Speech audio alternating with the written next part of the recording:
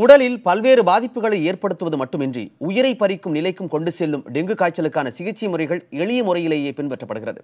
மருத்துவர்கள் கூறும் விளக்கங்களையும் ஆலோசனைகளையும் இந்த தொகுப்பில் பார்க்கலாம். பொதுவாக அதிக காய்ச்சலுடன் மருத்துவமனைக்கு வருவோருக்கு முதல் 3 நாட்களுக்கு காய்ச்சலுக்கான சிகிச்சை அளிக்கப்படுகிறது. பின்னர் உடலில் நோய் எதிர்ப்பு சக்தி கொண்ட வெள்ளை அணுக்களின் மொத்த அளவு பரிசோதனை செய்யப்படுகிறது.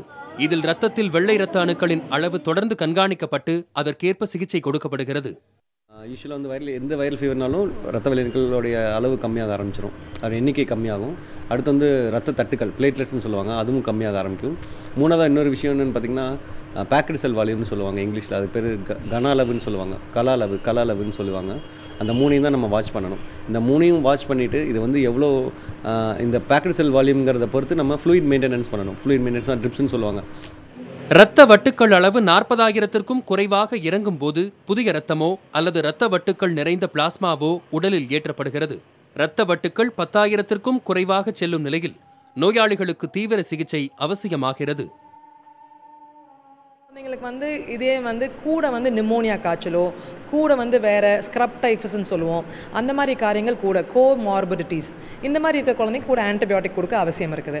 இல்லை அதுக்கு ஏற்ற மாதிரி அதுக்கு ட்ரக் கொடுக்க வேண்டியது இருக்குது. இது என்னென்னா காம்ப்ளிகேஷன்ஸ் எப்படின்னா ஷாக் சிண்ட்ரோம்னு சொல்கிறோம். ஒவ்வொருத்தருக்கு இதனால் மூளை பாதிப்பு ஏற்படலாம். அதே மாதிரி ஈரல் பாதிப்பு ஏற்படலாங்க. ஒவ்வொருத்தருக்கு யூரின் ஒழுங்காக வரையாமல் கிட்னி பாதிப்பு ஏற்படலாம். ஸோ அந்த டெங்கி அதனோட காம்ப்ளிகேஷன்ஸ்னால எந்த உறுப்புனாலும் அட்டாக் பண்ணும். சிகிச்சை முடிந்து வீடு செல்லும் நிலையிலும் 1 வார காலத்திற்கு முறையான கண்காணிப்பும் உணவு கட்டுப்பாடுகளும் அவசியம் என்கின்றனர் மருத்துவர்கள்.